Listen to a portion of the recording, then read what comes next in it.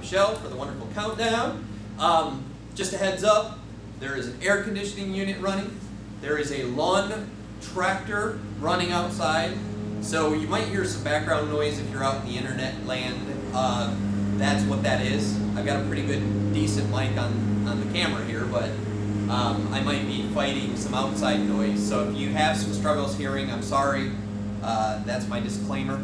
So welcome to those who are in the room and those who are outside. Today I want to teach a lesson that I have called a faithful failure. A faithful failure. And that right there is probably the best possible term I can come up with most Christian people. Faithful failures. The Bible's full of them. Our churches are full of them. Our families are full of them. Our world is full of them. We are faithful to Jesus Christ. We are faithful to our God. We are faithful and we believe in Him, put our trust in Him. But if you look at us in a human mindset and you judge how we're doing from the earthly point of view, if you really analyze, it sure looks like an awful lot of us are failing. All right? And one thing I want to talk about a little bit is, like, this just popped into my head in baseball. All right? In baseball, some statistics in baseball. An all-star hitting baseball player, okay? Someone who makes the all-star games and is a Hall of Fame level baseball player. You got to understand, to be a good baseball player, you've got to be able to hit pretty well, all right? And a good batting average, an average for your batting is about like 325. I mean, that's pretty good batting average. 325, 400, and some people are looking like, I don't know baseball, I have no idea what that means. Basically what that is a decimal point 325 or a decimal point 400, and if you take that and make it a percentage, you're looking at 33 to 40%. That's how many times you're hitting a baseball. Is that failing or is that succeeding? Well, when you look at it from a baseball mindset, that's succeeding. However, from a percentage standpoint in our world, if you look at that in school, that's an E. That is below 50%. If you ever hit 50% in baseball, that would be like Hall of Fame and then some level. So there, if you look at it from a non-baseball point of view and you see a 50%, you think, well, that's an E. But in baseball mind, that's success. Okay, so sometimes our earthly view of what success is different because we have the wrong perspective. It's really strange to think of it that way. You know, that's also true when it comes to our faithfulness and what God's expectations are. So many of us in our lives, when we analyze, how am I doing? Whether you're a believer or not a believer, when you're looking at your life and saying, how are things going? And you really analyze what's going on, and you try to compare yourself to people like celebrities, all right? Or people who have a lot of money, who've made it in the world, who are successful. You see them on television, you see them on news reports, you see them on magazines, and when we try to put ourselves up against these people and try to say, how are we doing on the scale of success and failure, the majority of us would be considered failing the standard, okay? We have to be really, really careful when we're analyzing our lives because so many of us feel like we are just failures. Nothing is going right. I can't keep a job. I can't stay successul. I feel overworked. I'm always depressed. I'm always anxious. I'm never happy. I'm never joyful. What's wrong with me? Why am I not doing well? Sinfulness. Failing God's standard, that is universal.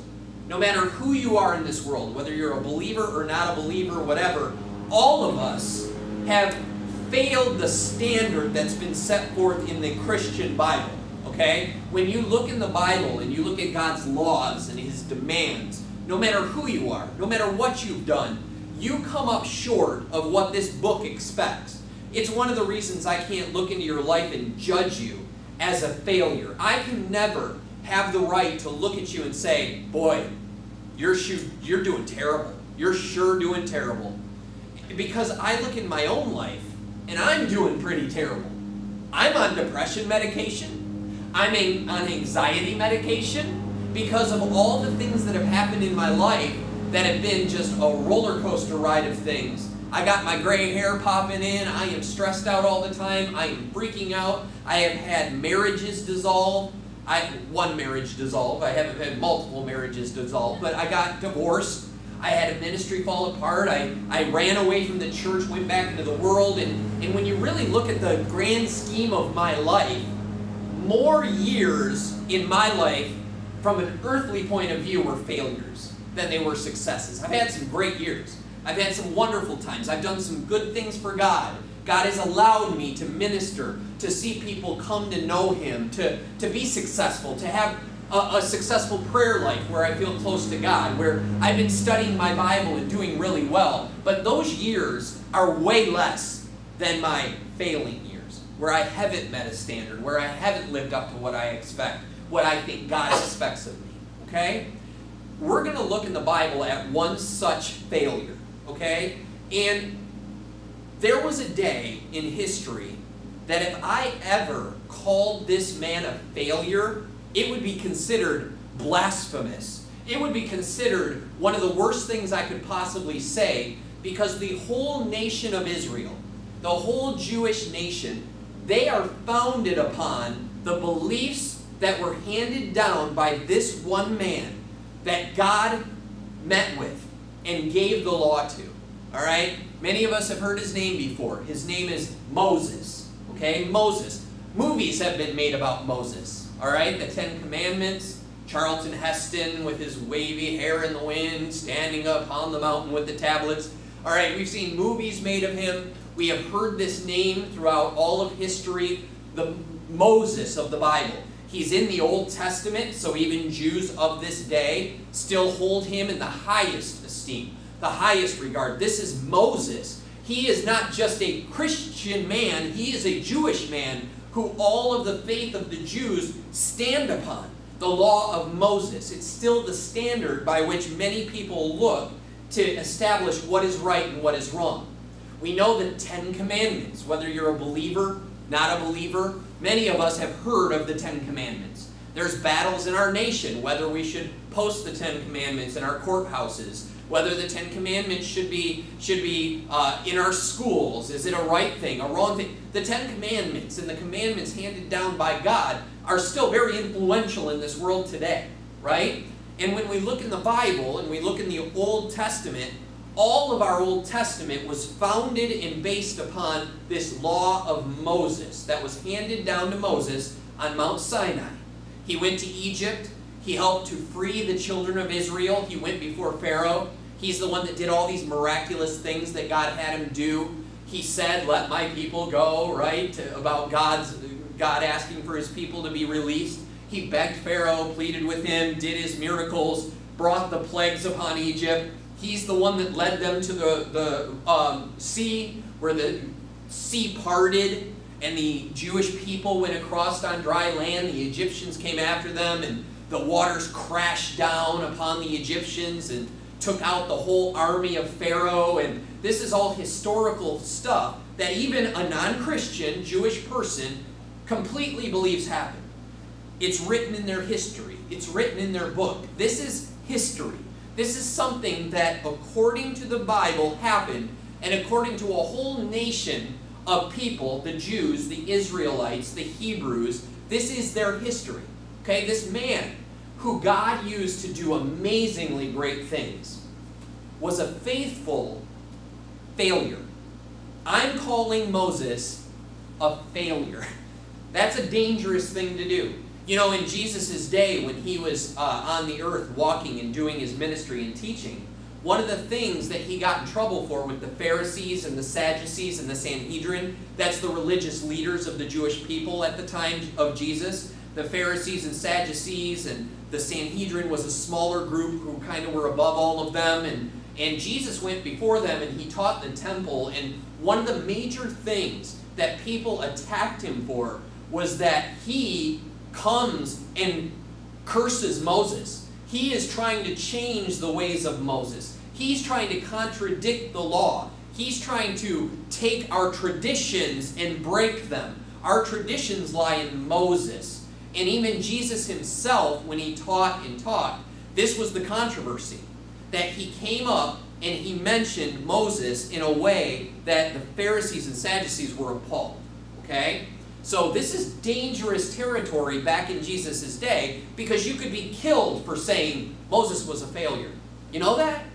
And so I'm saying today, Moses was for the most part a failure throughout his life, as are we. No matter who I am, no matter what teacher gets in front of you, I don't ever want you to hold a human person up high enough to hold him on a pedestal and think he's anything more than a failure who's being used by a perfect God who never fails. That's really all God is. God, or all a person is used by God. God graciously and mercifully uses human beings to do his work. And if any human being tries to make himself out as better than you, whether you're a believer or not a believer, he is wrong. I will tell you right now, unbelievers out there, if a Christian person ever comes across as saying, I'm better than you, I do more good than you do, I am more right with God than you because of all the things I've done, I've done more good than bad, so I'm better than this criminal. If they say that to you and you're like, why would you judge me? You're right. They're wrong. They're no better than you. They also sin. You're right. A lot of times they're like, the church is full of hypocrites. All these people who, Bible thumpers who look at my life and say I'm not living up to their standard and they think they're better than me. You're absolutely right. They are not better than you. They sin. You sin. We all sin. We need God's grace and mercy as people who fail. And our standards and our expectations of human beings needs to change, because we judge ourselves so much more harshly than we should. We really do. A lot of your depression, a lot of your anxiety, a lot of your giving up hope is you're not living up to a standard that may be higher than what God's standard is for you. And that really is something dangerous. I want to look at Moses, and I want to look at his failures, and I want to look at how God saw him as faithful and a friend, not a failure. Though on earthly terms, his earthly friends and family even called him out as being a failure. And we're going to look at a moment where God deals with them too. Because if anyone looks at you and judges you as a failure, they are in danger. Not you. God must see you as faithful, not man. Man may misjudge you. Do you know that? That is unfortunately part of the curse of being on this earth, is you will be falsely accused of things. You will be inaccurately described to people. They will assume things about you that are not correct, and it will drive you crazy. So let's read through some Bible. We're going to start actually in the New Testament, though, Hebrews. Hebrews chapter 11. And then we're going to jump way back to Exodus and some Old Testament stuff. We're going to see how the Old and New Testament really does matter, both books.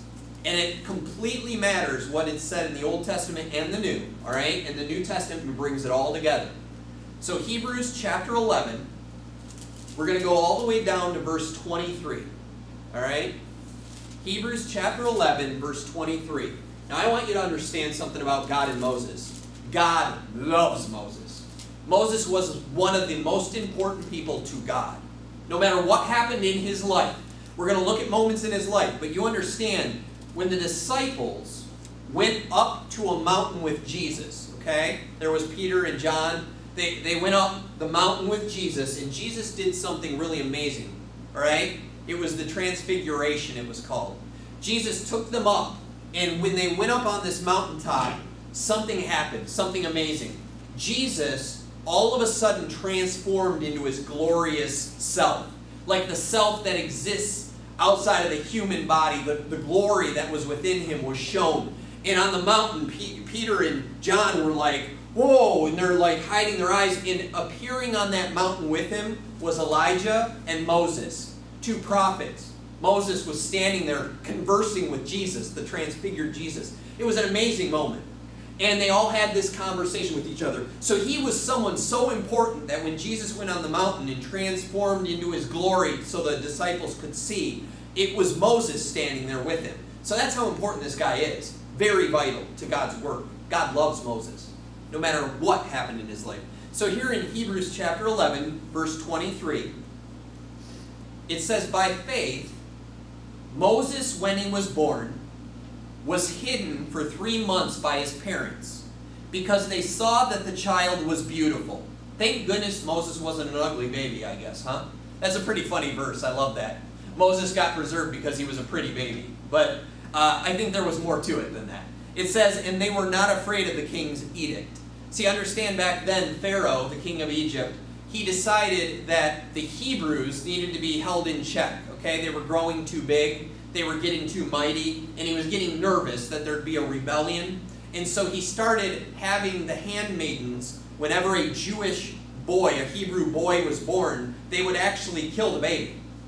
And they would actually harm these children that were being born. And the parents actually saw how beautiful Moses was, and they were able to hide this baby, Moses, for 3 months.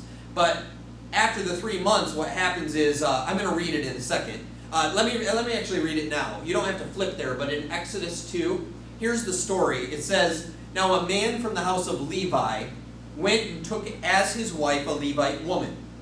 The woman conceived and bore a son. And when she saw that he was a fine child, okay, the child looked beautiful, she hid him 3 months. So that's in Exodus. We're in Hebrews, but way back in Exodus, way back early, it's giving us the description. Verse 3. When she could hide him no longer, understand at 3 months, this baby's probably getting bigger, getting louder, hard to hide a baby at 3 months old. It's going to be crying, making noise. So what she did was she took for him a basket made of bulrushes and daubed it with bitumen and pitch. She put the child in it and placed it among the reeds by the riverbank. And his sister stood at a distance to know what would be done to him.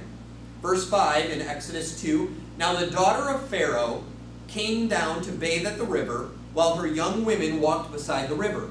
She saw the basket among the reeds and sent her servant woman, and she took it. When she opened it, she saw the child, and behold, the baby was crying. She took pity on him and said, this is one of the Hebrews' children. Verse 7, then his sister said to Pharaoh's daughter, shall I go and call for you a nurse from the Hebrew women to nurse the child for you? And Pharaoh's daughter said to her, go. So the girl went and called the child's mother. That's so cool. So the mother of Moses, who helped to hide Moses in the bulrushes and the reeds, ends up receiving her child back to nurse for Pharaoh's daughter, because Pharaoh's daughter is now going to adopt this child, Moses. He's going to become basically a child of the Pharaoh line. He's going to be royalty. That's pretty awesome. It's a pretty neat story. And it says in verse 9, and Pharaoh's daughter said to her, take this child away and nurse him for me, for I will give you your wages. So the woman took the child and nursed him. In verse 10, when the child grew older, she brought him to Pharaoh's daughter, and he became her son. She named him Moses, because she said, I drew him out of the water. So even the name Moses came from Pharaoh's daughter. Like she names the child Moses, okay? So now Moses is royalty. He's in Pharaoh's palace. He's a child of Pharaoh's daughter. He is adopted. That's pretty cool. So that's in verse 23 of Hebrews 11. Now, going on to verse 24. So by faith, Moses, when he was grown up, refused to be called the son of Pharaoh's daughter. So he's like, wait a minute, all right, I belong to God's people, and I know where I'm from. I know who my father is. I am not the son of Pharaoh. I won't be called that anymore. I will follow God and his people, all right? So it says in verse 25, he choosing rather to be mistreated with the people of God than to enjoy the fleeting pleasures of sin. Moses had everything he wanted. He had all the riches in the world. From an earthly standpoint, from an earthly mindset, he had the perfect life. Why would you ever walk away from that? If success is determined by what you have, where you're from, what family you belong to, what race you're part of, where your nobility comes from, as far as that's concerned, Moses was one of the most successful people on this earth, because his success, if it was found in who he was, what he had, what mattered in this world, he was successful. Why walk away from it? Because God is the way to true success. God is the way to true happiness, and Moses knows this, okay? Here's what it says in verse 26, and I absolutely love what it says. It says, Moses, okay, he considered the reproach of Christ greater wealth than the treasures of Egypt, for he was looking to the reward. Now, in the Old Testament, a lot of people like to say, well, when people died in the Old Testament, they didn't have Jesus Christ. How would they go to heaven? Because the way to heaven, supposedly according to you Christians, Jesus Christ. His death, burial, resurrection. What happened to all these older people when they died as Jewish people and Christ didn't exist? He wasn't here yet. He hadn't died yet. He hadn't raised from the dead yet. How could any of them go to heaven if Jesus said, I am the way, I am the truth, I am the life. No one comes to the Father but by me. How could they go? How could they do that? You understand it was through the same way? Through Jesus Christ. Because it even says here, Moses himself considered the reproach of Christ. He knew Christ. He knew there was a coming Redeemer. He knew that his sins had to be paid for. He knew that there would be salvation through the coming Messiah. He absolutely knew that that was a requirement someday. This is Moses in the Old Testament. Old Testament people always looked forward to the cross. We as Christians look back upon the cross.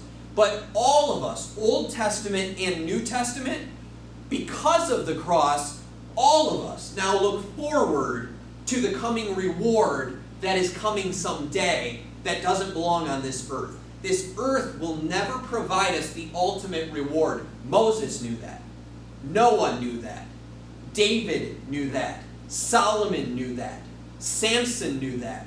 Isaiah, Jeremiah, Habakkuk, Haggai, Daniel, all the prophets, everybody in the Old Testament knew this world is not going to give us the ultimate reward. There's something else we're looking forward to, and that's going to be our hope. That's going to be our joy. That's going to be our protection, that faith. Do you see the faith? Not the success that comes on this earth. Not where we deem how much money I have, what job I have, how happy I am, how wonderful my life is going. That's not the basis on what's right and what's wrong in your life. The basis all falls upon, what do you have your faith in? What are you holding on to? Because even Moses had his faith in Christ. And it says, it was greater wealth than the treasures of Egypt, for he was looking forward to the reward. It says, by faith he left Egypt, not being afraid of the anger of the king. For he endured as seeing him who is invisible. See, he endured, he kept going by knowing there's someone invisible looking out for him. I don't see God the Father right now. He's invisible. I don't see Jesus Christ right now. Though he's alive, he's gone to the right hand of the Father and sits on a throne that is absolutely invisible to me. I have never seen the physical person of Jesus Christ. Oh, I wish I did. Oh, I wish I have. Wouldn't that be easier to believe? Wouldn't that be easier if Jesus Christ just walked in the door and said, all right, listen up, here I am. I would love that. But I'm holding on to a hope that is invisible. It's a hope I've not seen, but I hold that faith. Just as they never saw him, but it says held on to something invisible. And then in verse 28, by faith he kept the Passover and sprinkled the blood so that the destroyer, capital D, that's the devil, that's Satan, of the firstborn might not touch them. All right, so that the Passover, the sprinkling of the blood, it was a moment where the Israelites, the Hebrews, they put blood upon their door, and an angel of death actually came through Egypt and killed all the firstborn children when Moses was helping them escape. And that angel of death that was over them would pass over, would go over the doors with blood on them. So that was a representation of Jesus Christ's blood covering them. And that angel of death, who was God, representative of God's wrath coming in, he would jump over those doors, pass over them, and not kill those children. So they were looking forward to the blood of Christ. They were looking forward to that. That's what Moses was holding on to. So let's go through some moments in Moses' life now where we have some issues come up. Keeping in mind, in Hebrews, God has praised Moses as one of the most faithful people that existed. Okay? Here we go. Exodus chapter 2, verse 11. This is right after he was drawn out of the water. Directly after that verse about him being named Moses, we had just finished up with that. In Exodus chapter 2, verse 11. One day, when Moses had grown up, all right, so he's now grown up, he went out to his people, the Hebrews, not the Egyptians. Okay, he's adopted by the Egyptians. He went out to the Hebrews, his people, and he looked on their burdens. They were slaves at the time. They were servants. He looked upon their burdens. They were being held down, having to carry stones and help build pyramids and do different things for the Egyptians. He looked on their burdens and he saw an Egyptian who was beating a Hebrew, one of his people. He looked this way and that. I love that phrase, by the way, because this shows Moses is like conniving. He's sneaking. This is Moses. He goes out there and he looks this way and that. Isn't that the natural reaction when we're about to do something we shouldn't? We check around, make sure no one's watching, and we quickly ignore God's watching everything. But you ever done that? You're like really quiet, you're listening for the noises, like his mom and dad coming down the hallway right now, because I don't want them to catch me doing this. Staring down my son right now. Give me a second, internet. Yeah, and then you hear mom or dad move down the hall and you're like, and you stop and you're like, are they coming in? You're looking this way and that. And that's what Moses does. He looks this way and that. And it says here that in verse 12, and seeing no one, okay, we're in the clear, no one sees me, he struck down the Egyptian and hit him in the sand. He just murdered a man. He absolutely killed somebody just now. Usable by God or not usable by God? From a human standpoint, you're a murderer. God's done with you, right? Shouldn't that be it?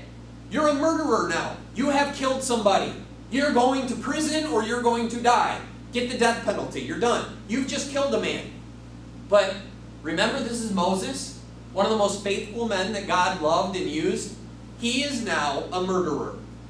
Have you murdered somebody yet? Please do not answer me out loud. I had something gross in my mouth just now. I'm going to put it on the ground and get it later. Sorry, Michelle. She's very disgusted right now by what I just did, but let me continue. I didn't have to announce it, did I? Sorry, internet. Let's continue. I'm a broken man just like everyone else in the Bible. Here's the murderer. Let's go back to the murderer. Have you killed somebody? Have you actually committed murder? Well, if you say yes to that, let me tell you something. You're still usable by God. Can I say that? Can I say a murderer is usable by God? Can I say God can love a murderer? Well, he loved Moses. And Moses is a murderer. Because once you kill somebody, you're a murderer forever. I mean, I'm sorry, you've killed somebody. You are now a murderer. So Moses the murderer, let's continue with his story.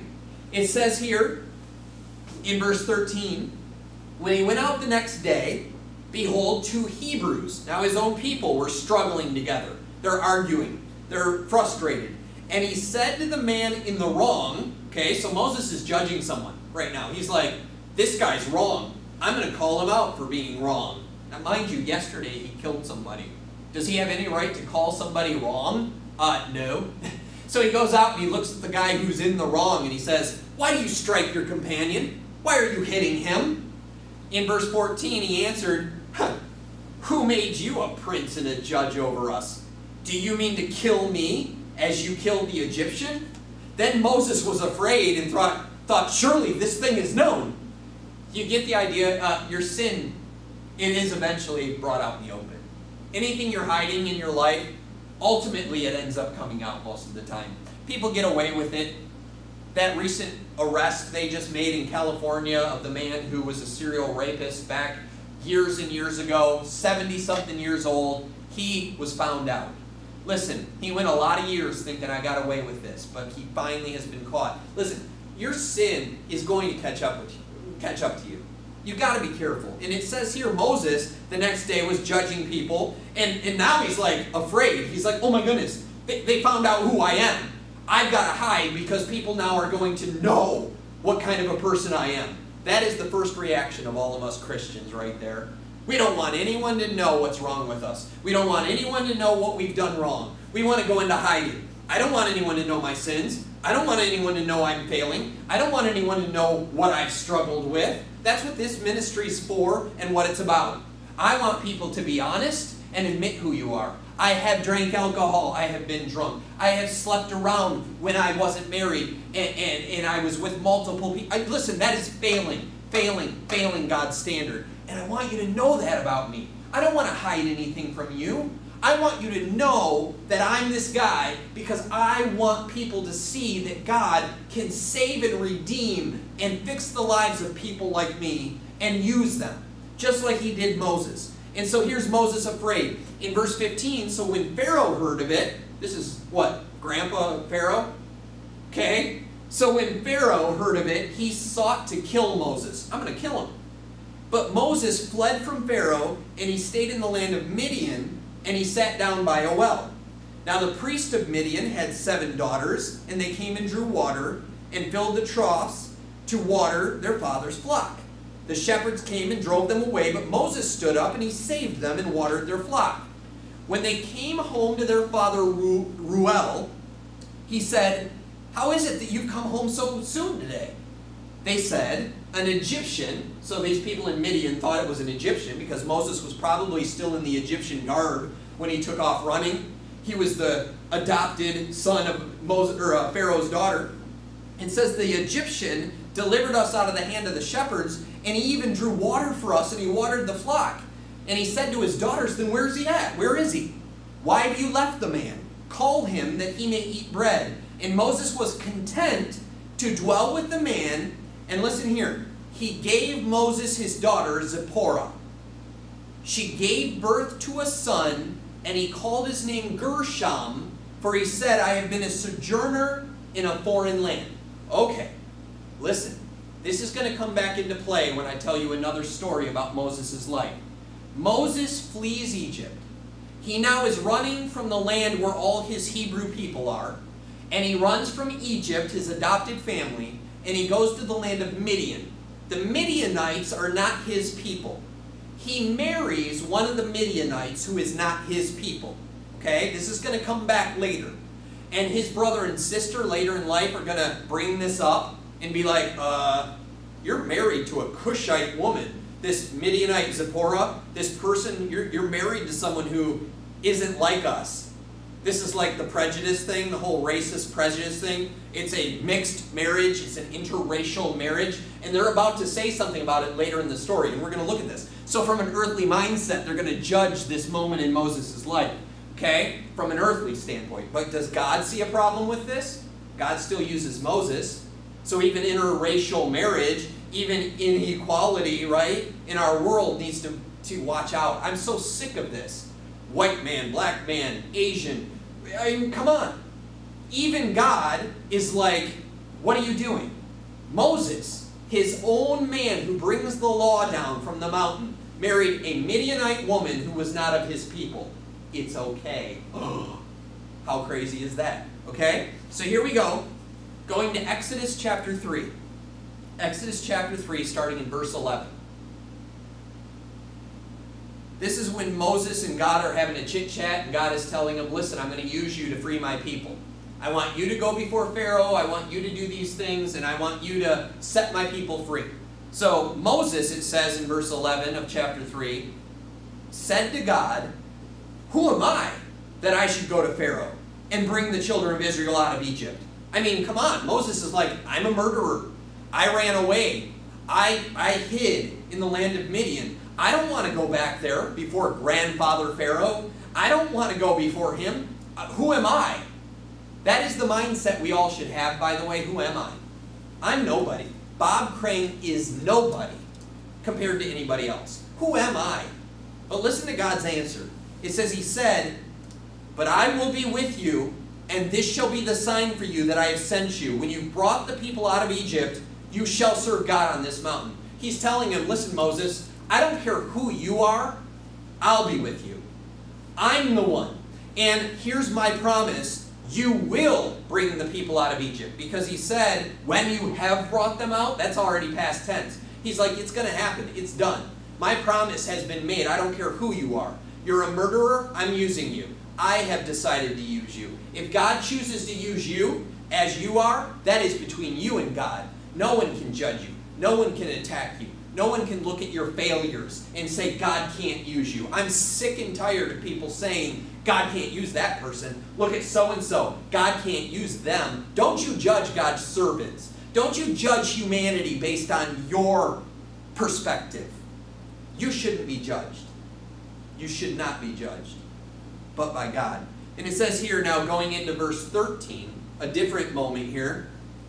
Then Moses said to God, well, if I come to the people of Israel and I say to them, the God of your fathers has sent me to you, and they ask me, well, what's his name?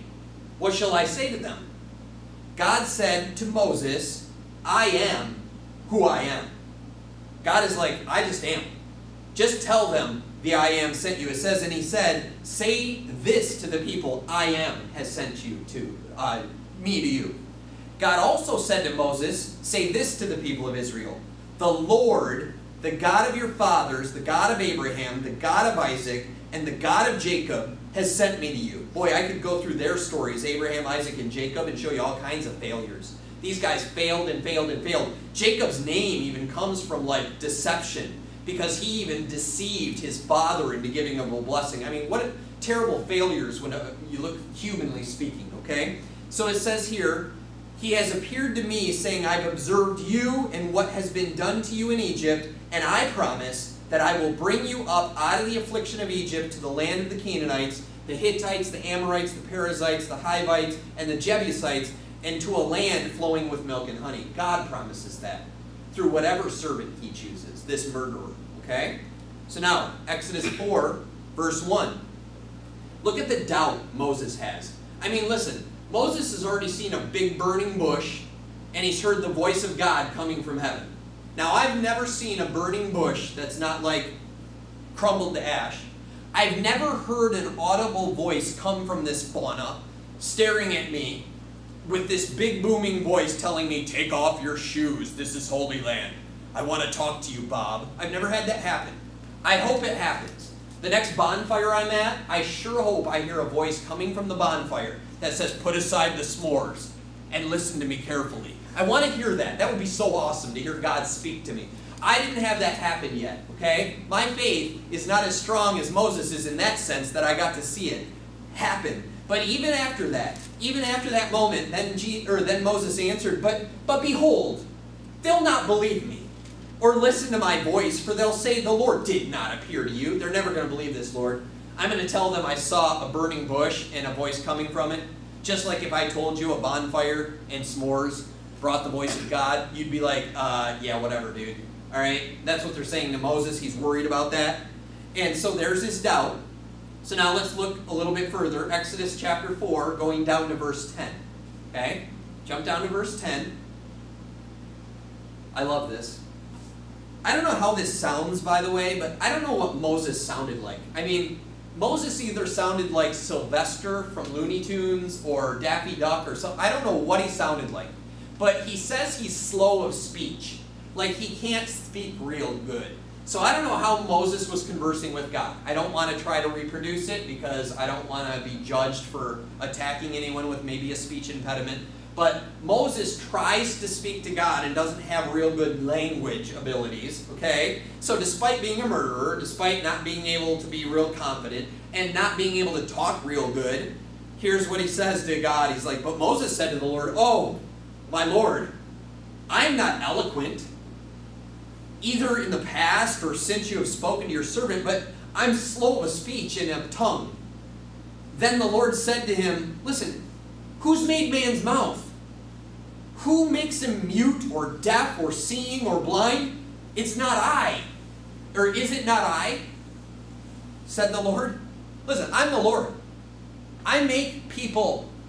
If you doubt you can't be used because you have a developmental disability, or you have a speech impediment, or you can't speak real good, and you're not real confident in everything you know, don't doubt God. You're still usable. You're not real smart like this person. You're not real smart like that person. Boy, when Bob gets up there and talks, boy, that guy can talk and teach. So can you.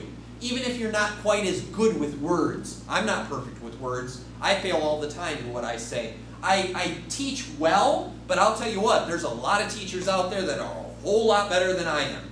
And I am sitting here being used by God, and so can you, no matter what your disability, no matter what your inability, no matter what your history, no matter what your sin sickness was, you can turn to God, be cleaned, and used. Okay? So here's this guy slow of speech. And it says, now therefore in verse 12, go, and I'll be with your mouth, and I'll teach you what you shall speak. But he said, oh, my Lord, please send someone else. I love this verse 14. Then the anger of the Lord was kindled against Moses. Man, God was mad at Moses. Just like, dude, I said go. I don't know if God ever said dude. I don't think that's Aramaic, Syriac, or whatever God was speaking at this time. But I'm going to translate it, dude, go. I said go. You can be used no matter who you are. I said so. So he says that to him, and he says, listen, is there not Aaron, your brother, the Levite? I know that he can speak well. Behold, he's coming out to meet you, and when he sees you, he'll be glad in his heart. He's like, go tell Aaron. Bring him over. I'll have him talk for you, Moses. All right? So even then, this great, mighty Moses, who we worship and love, he is nothing. He keeps failing. He keeps doubting. He keeps messing up. Failure, failure, failure. So then, Exodus 18. We're jumping over to Exodus 18. Starting in verse 13. Exodus 18, verse 13. A lot of stuff has happened in the meantime here, but here's what happens next. At this time, all the people of Israel are looking at Moses as their great leader. He's now brought them out of Egypt. He's taken them through the wilderness. They're wandering. They're receiving quail and manna, bread, and they're getting water from rocks, and they've seen the sea split. All these wonderful things are happening. Moses is their man they have to look up toward. I mean, he is their leader. He's a great man now, and they're worshiping him. And here's what it says. The next day Moses, he sat to judge the people, and the people stood around Moses from morning till evening. When Moses' father-in-law, okay, remember that Midianite guy, the priest? He comes along with Moses. He saw all that he was doing for the people. He said, what is this that you're doing for the people? Why do you sit alone and all the people stand around you from morning till evening? And Moses said to his father-in-law, well, because the people come to me to inquire of God. I mean, they keep coming to me to talk to God. I got to figure out all the problems. I mean, I got to take on all the stuff all myself. I mean, I got to figure this out for them. I mean, God put me in charge. So Moses, even in leading, is going to be seen here and contradicted by this non-Jewish man saying, dude, you're not doing this right. I say dude a lot, sorry. He says, you're not doing this right. I mean, come on. So here's what he says. He's like, when they have a dispute, they come to me, and I decide between one person and another, and I make them know the statutes of God and his laws. And too many of us, by the way, just like Moses here as humans, take on too much. We say yes to everything, don't we? Or else we feel really guilty. Like, I've got to say yes, I've got to say yes, I've got to serve, I've got to do this, I've got to do that. I'm doing this ministry, I'm doing that ministry, I've got to go here, I've got to go there, I've got to make sure everyone's happy, I've got to make sure everyone's, you know, I got a lot to do, I got to figure it out. Ah! That's Moses at this moment. Saying yes, yes, yes, okay, come to me, I'll talk to God, okay, I have all these burdens, all these responsibilities, I am but one man, right? So his father-in-law comes up in verse 17 and he's like, listen, Moses, his father-in-law, said to him, what you're doing is not good. You and the people with you will certainly wear yourselves out. For the thing is too heavy for you. You are not able to do this alone. We put so much on ourselves that God's not putting on us. because we feel such a responsibility to please everybody. We are to please God. And God doesn't always expect as much out of you as you put on yourself. And we're going to see that even in Moses' life. You have to pray and consider God's will for you. And let me give you some advice here. You ready? You can say no. You can quit. You can step down. You can adjust if you feel it's Lord's will. You can reduce what you're doing because you have to balance, am I doing this because it's God's will, or am I doing this because I have some kind of feeling like I'll disappoint people? Is it possibly you care how people look at you? I don't want to disappoint them. I don't want to be judged. That's what happens with Moses here, and his father-in-law is like, listen, you can't do all this alone. We can't. We have to yield sometimes and say, God, I need you to do it. I can't do this anymore. We have to look at other human beings and say, I'm sorry, I can't help you. I've had people come to me for help and say, I need to meet with you, we need to talk. And I've had to be like, I'm just not available right now, I can't. Or, you know, I will eventually. I can't take on everybody's burdens because I'm just a man. Broken and Remade, Bob and Michelle, we're not the only ones that are here to balance everybody else's problems out. We're here to help you seek the God who can help you. But we need help too, men and women and others. Okay, so do you. So that's Moses' other problem. Now, jump to Numbers. Okay, we're going way out to Numbers. Not way out, it's not that far. It's just after Leviticus. Numbers chapter 20. A couple more moments here, and then I'm going to sum it up with the Hebrews again. Numbers chapter 20, starting in verse 10. Then Moses and Aaron gathered the assembly together before the rock. All right, so God has deemed Moses, given him the ability to basically strike a rock and have water pour out. And God instructed him specifically, strike the rock one time, and the river will flow out of the rock, and the people can drink their water. Okay? So let's look at this moment. It says, Then Moses and Aaron gathered the assembly together before the rock, and he said to them, Hear now, you rebels. Okay, Moses is getting really angry because the people are complaining, they're complaining, they're complaining, and he's getting stressed out. People complain. You know that? My wife's looking at me because she knows I'm one of the worst complainers in the world. I really am. I complain about everything. One of my hobbies is complaining. I absolutely love to complain. It's a good feeling inside of me. I hate that fact. It's true. I'm going to complain about the fact that I complain. Okay. But anyway, so he's hearing now, and he says, You rebels, shall we bring water for you out of this rock? And Moses lifted up his hand, and he struck the rock with his staff twice. So he's so angry, he strikes it 2 times, doesn't do it the way God wants, doesn't do it according to God's will, does it out of anger. He's very frustrated, and it says, and water did come out abundantly. See, even doing it the wrong way sometimes brings a good result immediately. Like sometimes, if you go after something you want the way you want it, you'll feel good because you get it. But it's not the way God wants you to get it. Moses is doing that here. He's a complete failure right here. It looks like the reward comes because, earthly speaking, the water comes pouring out. But it's not the way God wanted it done. Sometimes you're trying to rush to the end goal before God wants to give you the end goal. Sometimes you're trying to do it your way, but you're not taking step by step according to God's will and His way. And we have to be careful of that because here's one of Moses' failures and one of ours. He does it his way, hits the rock twice, water does come out, and the congregation drank, and their livestock. So these people are like, woo! Thank you, Moses, you're the best. Everything's perfect. This is wonderful. We got what we wanted. We got it our way. We did it how we wanted it done. We got satisfied, right? On the earth, they got satisfied. But look at what happened because of this. Verse 12, And the Lord said to Moses and Aaron, Because you did not believe in me, to uphold me as holy in the eyes of the people of Israel, therefore you shall not bring this assembly into the land that I've given them. Right here, he's about to tell Moses, you're not going to the promised land. You are going to come short. Sorry, Aaron. Sorry, Moses. You have done things your own way. You've not done them my way. You're a failure.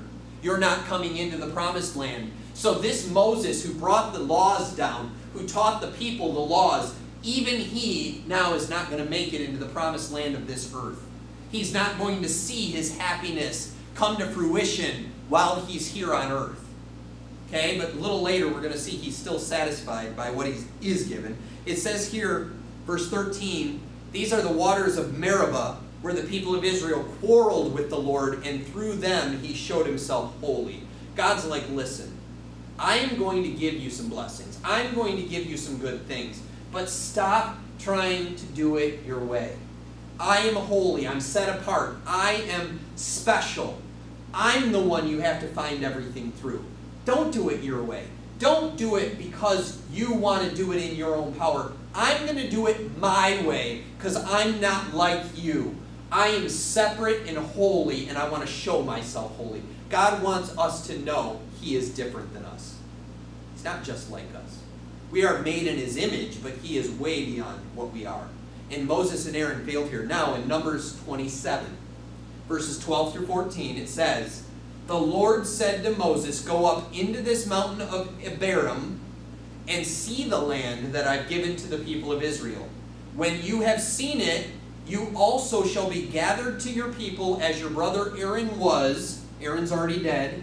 Because you rebelled against my word in the wilderness of Zin, when the congregation quarreled, failing to uphold me as holy at the waters before their eyes. These are the waters of Meribah, of Kadesh, in the wilderness of Zin. There's the end goal there. Ready?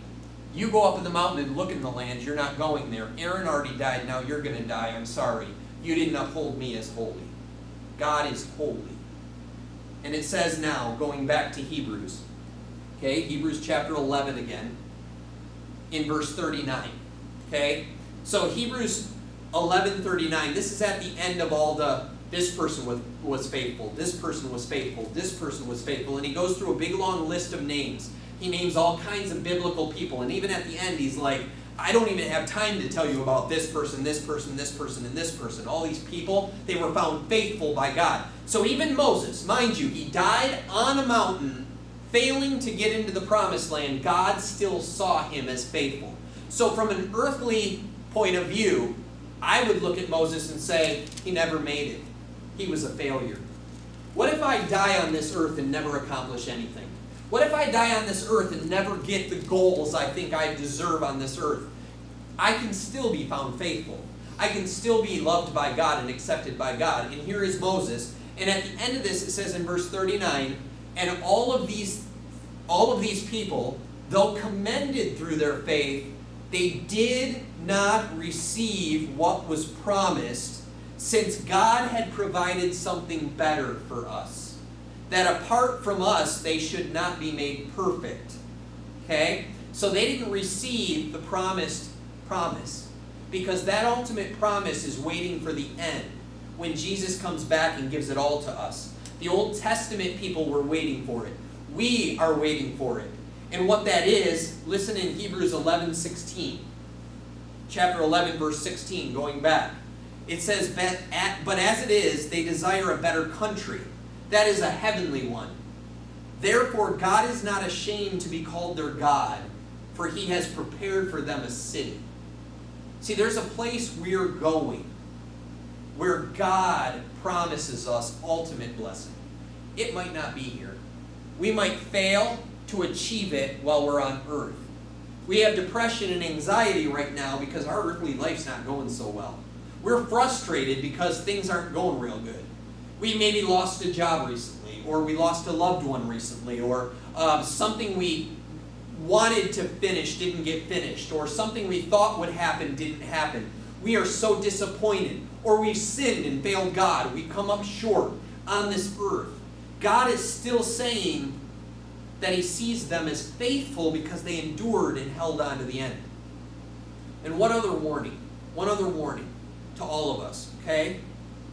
In the realm of the fact that no one should judge you, no one should attack you, nor should you attack anybody. Listen to one story in the lives of Miriam, Aaron, and Moses. This is brother, sister, and Moses, okay? We heard a little bit about them in Exodus. In Numbers, there's another story. Numbers chapter 12. This also is after all the law and all this. I mean, Moses is a leader. He is an important person. Look what they bring up and look what happens to them. This is why you should never bring up your past. You should never bring up another Christian's past and judge them based on what you perceive is wrong in their life, because your perception could be wrong. It is for God to judge. Here, verse 1 of chapter 12.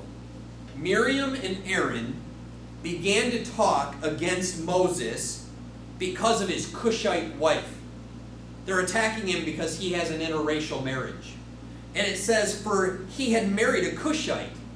And here's what they say to him. Has the Lord only spoken through Moses? And they asked, hasn't he also spoken through us? And the Lord heard this. Okay? So they're like, listen, Moses, look at his lifestyle. He's married to a Cushite woman. He married some Midianite. He ran away from his people. And look at how his life is. You do this to people.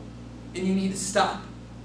He has this sin in his life. He has that sin in his life. He drinks alcohol. He does drugs. He lies. He cheats. He's stolen. He's a thief. He's murdered. You look at people and you analyze their lives and you attack them for it, right? And people attack you. You ever been attacked for some things in your life that didn't look up to par? So here they are. They're like, we're used just like Moses is. So here, the Lord heard it. Now, verse 3. I love this so much about Moses, and this is how we should be. Now, Moses was a very humble man, more humble than anyone else on the face of the earth. If anyone had the right to be prideful, it was Moses, because he met face to face with God. He got the laws. He was the leader. He had all kinds of people coming to him, but he was the most humble man. He's like, I don't deserve this. I shouldn't be doing this. Why am I the leader? I shouldn't be the leader. This is no way. It's something I should do. And then at verse 4, at once the Lord said to Moses, Aaron and Miriam, come out of the tent of meeting, all three of you. Boy, they're getting called to like the principal office, it sounds like. It says, so the three of them came out. Then the Lord came down in a pillar of cloud. He stood at the entrance to the tent, and he summoned Aaron and Miriam. When both of them stepped forward, he said, listen to my words. Okay, listen carefully. When a prophet of the Lord is among you, I reveal myself to him in his visions. I speak to him in dreams. But this is not true of my servant Moses. He's faithful in all my house. With him I speak face to face, clearly and not in riddles. He sees the form of the Lord. Why then were you not afraid to speak against my servant Moses? Don't you say anything bad about my child. Don't you ever attack him, he says. I don't care if he was a murderer. I don't care if he was a failure. I have deemed him my servant. Don't you say a word about him. You better be careful judging other Christians. And here, the anger of the Lord burned against them, and he left them. When the cloud lifted from above the tent, there stood Miriam, leprous. She became a leper, like snow.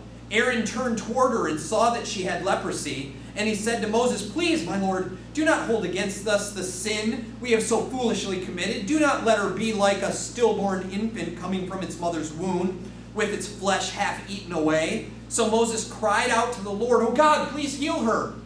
Then the Lord replied to Moses, if her father had spit in her face, would she not have been in disgrace for 7 days? Confine her outside the camp for 7 days. After that, she can be brought back. So Miriam was confined outside the camp for 7 days, and the people did not move on until she was brought back. After that, the people left Hazeroth and encamped in the desert of Paran. Whoa! Scary stuff. Moses' sister, Miriam, judges him, becomes a leper because she said something against the child of God who God has deemed clean and worthy. If you have trusted Jesus Christ and been washed in his blood, you are clean and worthy. I have no right to judge you as God's servant. I have no right to call you out for your lifestyle. That is between you and God. Now you need to get right with God because God is holy. And he wants you to make your life holy. But it's not my job or any other preacher's job or any other Christian's job to judge you for what you're doing. But you need to get with your God. And your God will protect you from those people. And anyone who's tried to hurt you, God will protect you from them too. Okay? So here's the thing. Moses was an absolute failure when it comes to earthly speaking. murderer, doubter, angry, mean, unorganized, couldn't handle the people coming to him. Sounds like my life. So maybe my life's falling in line with God's will if I stay faithful, if I just keep going. Because my job is to see that I am faithful in God's eyes, not yours, not anyone else's. Okay? So your responsibility now is to get with God and find out what He has for you to do. Have a conversation with Him. Discuss with Him, what should you do? Is there something you're doing you need to step away from? Are you doing it to please people, or are you doing it to please God? Are you hurting yourself, injuring yourself, because you're trying to show off to the people, look it, I love you. Well, our job is to show God's love, His glory, okay? And to get our lives right to please Him. So that's Moses. Don't let everyone judge you. Don't let everyone disqualify you. No matter your disability, no matter your failures in life, you can turn right now to God and be used in a mighty way. All right? I'm going to pray. Father, thank you so much for using us as we are. I know that I'm not perfect. I know I have sinfulness. I know I fail you. I doubt you sometimes. I don't have humility all the time. I do complain all the time. I know this all about me. But Father, you deem me as faithful if I continue to do what your will is in my life. Sometimes, from an earthly standpoint, we look like we're failing. We're losing jobs. We're breaking down. We're having panic attacks. We're having depression, anxiety. We're on pills that help us with that. And we feel like maybe we're doing a disservice to you, because shouldn't we just be able to trust you? But Father, listen, you can use us despite all that. It is our job to bring you glory, to show ourselves as who we are, and to let people know that God uses even the broken. God uses even those who fail to live up to our standard we set. And Father, I love you for that. Thank you for showing us Moses. Thank you for using a murderer to be such a great, mighty servant for you. Thank you so, so much for giving us example after example of people failing, but you never failing. And I pray that we'll trust you and put our faith more strongly in you, and that we'll accept ourselves as we are, because you've already accepted us as worthy through your Son's death. I love you so much. Encourage everybody in this room and everyone watching this video to go on and draw closer to you and be used by you in Jesus' name. Amen. All right. Miss Michelle, anything to say to our camera, our live studio audience? No. All right. Well, all right, Internet. I love you. I don't love the Internet, but I love whoever you are on the Internet. Bye.